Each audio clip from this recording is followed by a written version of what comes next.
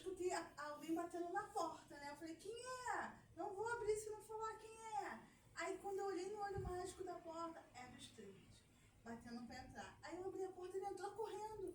Foi lá pra sala, a primeira sala. Aí ficou se escondendo atrás do sofá.